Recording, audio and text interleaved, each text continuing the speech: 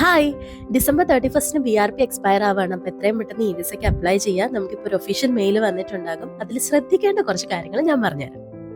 So എന്തൊക്കെയാണ് നമ്മുടെ requirement എന്നുള്ളത് മെയിലിൽ ഉണ്ടാകും. UKVI അക്കൗണ്ട് ക്രിയേറ്റ് ചെയ്യുക. നമുക്ക് ഒരു ഇമെയിൽ ഐ ഡിയും ഫോൺ നമ്പറും ആക്സസ് ഉള്ള ഒരു ഇമെയിൽ ഐ ഡിയും ഫോൺ നമ്പറും വേണം. പിന്നെ ഒരു സ്മാർട്ട് ഫോണും വേണം. ബിക്കോസ് ഇൻ ബിറ്റ്വീൻ കുറച്ച് സ്റ്റെപ്സ് നമ്മൾ സ്മാർട്ട് ഫോണിലാണ് ചെയ്യുന്നത്.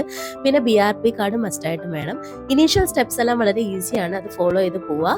ഇടയ്ക്ക് വെച്ചിട്ട് നമ്മൾ UK ഇമിഗ്രേഷൻ്റെ ഒരു ആപ്ലിക്കേഷൻ ഡൗൺലോഡ് ചെയ്തിട്ട് അതുവഴി UK നമ്മളുടെ BRP കാർഡിൻ്റെ ഫോട്ടോ എടുത്ത് കൊടുക്കേണ്ടി വരും. അതിലൊരു ചിപ്പ് ഉണ്ട്, അത് സ്കാൻ ചെയ്യണം. പിന്നെ അതുപോലെ തന്നെ നമ്മളുടെ ഒരു സെൽഫി എടുക്കണം. ആ സെൽഫി കുറച്ച് വൃത്തിക്ക് എടുക്കുക, കാരണം അതാണ് നമ്മുടെ ഇ വിസയിൽ വരുന്ന ഫോട്ടോ.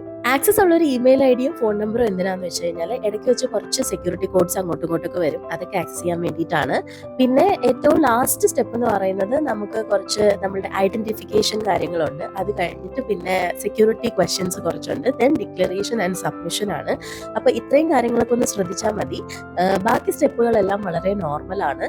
സോ സബ്മിറ്റ് ചെയ്ത് കഴിഞ്ഞിട്ടുണ്ടെങ്കിൽ വിത്തിൻ 24 hours നമ്മളുടെ ഇ വിസ വരുന്നതാണ്. സോ പിന്നീട് അങ്ങോട്ട് നമ്മൾ അതായിരിക്കും യൂസ് ചെയ്യുന്നുണ്ടാവുക. എത്രയും പെട്ടെന്ന് ഇ വിസയ്ക്ക് അപ്ലൈ ചെയ്യുക, ടൈം കൊണ്ട് കളയാം.